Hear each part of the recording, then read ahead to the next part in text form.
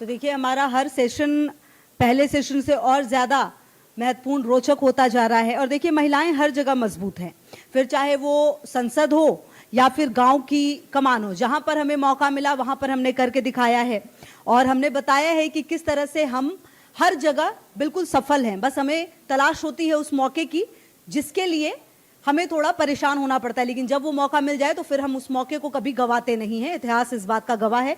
और चलिए आगे बढ़ते हुए हमारा जो नेक्स्ट सेशन है वो है गांव की कमान महिलाओं के नाम। इसमें शशि बालाजी सरपंच हैं भादुकी महाग्राम पंचायत पलवल और सरपंच अलका देवी जी गांव रामगढ़ रोड। और इस सेशन को करेंगी ज्योति जी। मैं चाहती हूं कि मंच पे आए गेस्ट भी और साथ ही साथ ज्योति जी भी। बहुत शुक्रिया, thank you so much, please बहुत स्वागत। और देखिए क्योंकि ये कार्यक्रम इतना खास इसलिए भी हो जाता है क्योंकि इस कार्यक्रम के हर सेशन में जब भी बात हो रही है तो बात इस बात की है कि चुनौतियां जो हैं वो लगातार चल रही हैं और इन चुनौतियों के आगे जो है वो है सफलता। तो आइए और इस सेशन की हम शुरुआत भी करेंगे फटाफट, क्योंकि इसके बाद भी कई और सेशन हैं जो हमें करने हैं, जो काफी खास होने वाले हैं, जो काफी महत्वपूर्ण होने वाले हैं। बहुत स्वागत आप सभी का और बहुत शुक्रिया भी। Jyoti, over to you, thank you so much.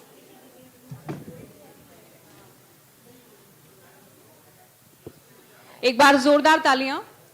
मंच पर मेरे साथ मेरे दाएं और बाएं जिन खास मेहमानों को आप देख रहे हैं, ये वाकई बेहद खास इसलिए भी हो जाती हैं क्योंकि महिलाओं का, ग्रामीण महिलाओं का गांव को लीड करने का और जो पढ़ी लिखी पंचायतें हैं उनका एक ये बड़ा उदाहरण है अपने आप में। स्वागत है आपका शशि बालाजी, सुबह से हमारे साथ हैं, तमाम पैनल्स को सुन रही हैं, साथ ही हमारे साथ सरपंच अलका देवी भी हैं। आप दोनों का बहुत स्वागत है। शुरुआत शशि बालाजी मैं आपसे करूंगी। सरपंच बनना, हालांकि हम बहुत बार क्या करते हैं, नेताओं के, सांसदों के, विधायकों के हम इंटरव्यू करते हैं, लेकिन किसी भी सरपंच का और खास तौर पर महिला सरपंच का इंटरव्यू करना बेहद दिलचस्प हो जाता है क्योंकि गांव में हमें शहर के मुकाबले ज्यादा चुनौतियां देखने को मिलती हैं। तो महिला सरपंच बनने का सफर हो या उसके बाद चुनौतियों की बातें हों, आप कैसे देखते हैं? मैं सर्वप्रथम तो इंडिया न्यूज और मेरी छोटी बहन ऐश्वर्या शर्मा जी, ज्योति, साक्षी, आप सबका बहुत बहुत धन्यवाद करती हूँ कि आपने एक सोच पैदा की और महिलाओं को लेकर के इतना सुंदर प्रोग्राम जो आज हरियाणा की राजधानी चंडीगढ़ के अंदर करने का ये एक अवसर आज आपने पैदा किया है। मैं पहले तो आपका ही बहुत बहुत धन्यवाद करती हूँ। मैं इस प्रोग्राम को सुबह से ही सुन रही थी। अब प्रोग्राम को जब नज़र डालें कि आपने महिलाओं के सम्मान और सुहाग का जो पहचान है बिंदी, वो आपने इंडिया न्यूज़ के सबसे ऊपर लगाई है। मैं आपको अपने बारे में बताऊं कि मेरा गांव महाग्राम पंचायत भिड़ूकी, जिला पलवल, तहसील होडल है और हरियाणा सरकार ने जो गांव 10,000 की आबादी से ऊपर के गांव हैं उनको महाग्राम पंचायत का नाम दिया है। मेरे गांव की आबादी 25,000 है और वोट 10,000 हैं। मैं सौभाग्यशाली हूं, पहली महिला सरपंच बनी हूं। आज तक गांव में पुरुष ही सरपंच बनते रहे। तो आपने कीर्तिमान स्थापित कर दिया एक तरह से ना। महिला तो कौन सी वाली सरपंच हैं जो खुद से मीटिंग्स अटेंड करती हैं या फिर सरपंच प्रतिनिधि चले जाते हैं? मैं इस मामले में भी बहुत सौभाग्यशाली हूं कि मेरे सरपंच बनने के बाद हरियाणा प्रदेश के 2 मुख्यमंत्री जी बने हैं, आदरणीय मनोहर लाल खट्टर जी और आदरणीय नायब सहनी जी। दोनों ही मुख्यमंत्रियों के चरण मेरे गांव में पड़े हैं और जो वो करोड़ों की सौगात वहां दे के आए वो 100 के 100% धरातल पर इम्प्लीमेंट हो चुकी हैं। मैं आपको एक महिला होने के और महिला सरपंच के नाते बताती हूँ कि मेरे गांव में हरियाणा बनने के बाद साइंस स्ट्रीम नहीं थी बेटियों के स्कूल के लिए। जब मैं पहली बार सरपंच बन के झंडा फहराने के लिए गई 26 जनवरी को, एज ए मदर मैंने उन बेटियों से पूछा कि ये स्कूल +2 तक का है बेटियों, आप मेरे से क्या उम्मीद करती हैं? तो उन्होंने कहा कि स्कूल में साइंस स्ट्रीम नहीं है। तो मैंने उनसे वायदा किया कि अगली बार जब झंडा फहराने के लिए आऊंगी तो मैं विद साइंस स्ट्रीम यहाँ पर लेकर के आऊंगी, और कितनी- वो मैंने कितनी कर अच्छी दिया। बात है कि महिलाएं ग्राम स्तर पर कितना अच्छा कर रही हैं। ये पूरा हरियाणा देख रहा है। हालांकि जिस गांव की आप सरपंच हैं वहां तो जाहिर है लोग देखते होंगे, लेकिन पूरा हरियाणा इंडिया न्यूज हरियाणा के माध्यम से, इस कार्यक्रम के माध्यम से सुन रहा है। अलका जी भी हमारे साथ हैं। महिला सरपंच बनना ये किस तरह का सफर रहता है पुरुष प्रधान हरियाणा में, जहां चौधर की बात हो, सरपंच बनने की बात हो, विधायक बनने की बात हो, सांसद बनने की बात हो, पुरुषों को लगता है भाई ये तो हमारा अधिकार है। बहुत बार तो महिलाएं तभी सरपंच बन पाती हैं हरियाणा में जब सीटें ही आरक्षित हो, ग्राम आरक्षित हों कि भाई यहाँ तो महिला ही बन सकती है। तो क्या बाय चॉइस कोई महिला सरपंच बन सकती है हरियाणा में? हाँ जी, बिल्कुल बन सकती है जी। हरियाणा में सरपंच बनी मैं अपने परिवार के सहयोग से ही बनी हूँ जी, पूरे गांव के सपोर्ट से। और जो मेरे हस्बैंड है वो बहुत ही अच्छे हैं, मतलब जो मुझे सपोर्ट करते हैं। अभी लेडी सरपंच होनी चाहिए, इसलिए उन्होंने मुझे खड़ा किया भी ये लेडी सरपंच बने और गांव में उद्धार करे। महिलाओं की क्या स्थिति आपके गांव में? महिलाओं में बहुत सुधार है अब। और जो महिलाएं हैं जो प्रॉब्लम मेरे पास लेके आती मैं उन्हें सोल्व करती हूँ। अच्छा, ज्यादा कंफर्टेबल भी होती होंगी कि भाई महिला सरपंच है, हम अपनी बात, अपनी परेशानी थोड़ा ज्यादा बारीकी से उनको बता सकते हैं। हाँ जी बिल्कुल, वो तो है ही जी। महिलाओं को महिला ही समझ सकती है जी। गांव में महिलाओं की स्थिति भी अच्छी है। हाँ जी, अच्छा, अच्छी जैसे गांव में हम देखते हैं, हालांकि मैं बीइंग हरियाणवी, मेरा इसमें कोई घूंघट तो हालांकि ठीक है, इसके खिलाफ तो बहुत सारी बातें हुई भी हैं। कुछ लोग इसे पहचान से जोड़ते हैं कि घूंघट हमारे कल्चर का हिस्सा है। एक सरपंच होने के नाते, क्योंकि महिलाओं से जुड़ी ये बात है, क्या घूंघट महिलाओं के लिए, हरियाणा के लिए एक पहचान है, या घूंघट के खिलाफ हैं आप, नहीं होना चाहिए? नहीं जी, घूंघट के तो खिलाफ क्यों है जी, वो तो सबकी अपनी चॉइस होती है जी। कोई घूंघट करता है, कोई नहीं करता है जी। बात है जी गांव में। एक महिला होने के नाते बोल रही है, सरपंच होने के नाते बोल रही है कि वोट भी सरपंच लेना? होने के नाते बोल रही हूँ कहीं पुरुष वोट, सरपंच होने के नाते बोल रहे हैं और महिला होने के नाते भी बोल रही हूँ अच्छा, भाई। अच्छा। अपनी अपनी चॉइस है वो अच्छा, तो। घूंघट के लिए आप ये मानती हैं सबकी अपनी पर्सनल चॉइस है? हाँ किसी जी, को लगता है personal घूंघट choice करना है है। तो करें, हाँ इसमें जी। गलत भी नहीं, आप ये भी नहीं, मानते इसमें हैं? गलत भी नहीं है, क्योंकि भाई घूंघट से क्या ही हो जाता, कुछ नहीं होता जी। कुछ नहीं होता। हाँ जी।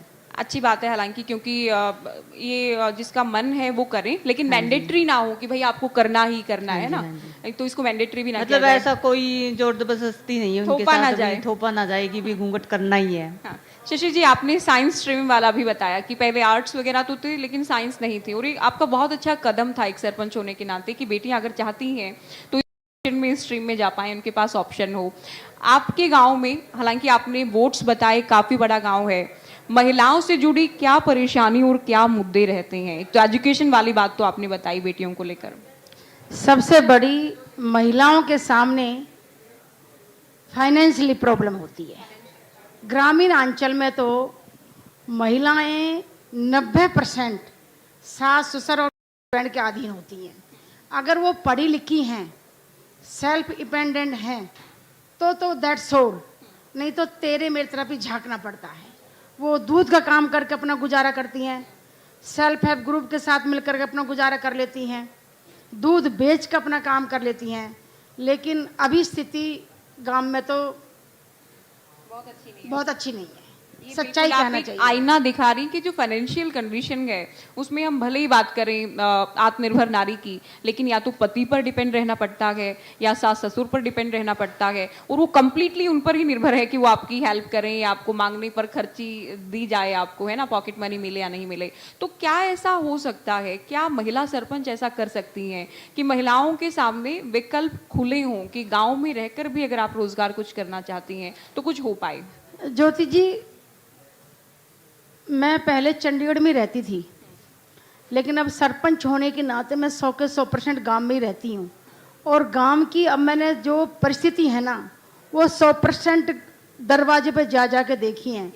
कभी कभी मन करता है कि हम बहुत सारी महिलाएं मिलके एक भैंसों की डेयरी खोल लें, हमारा इनकम सोर्स बन जाएगा।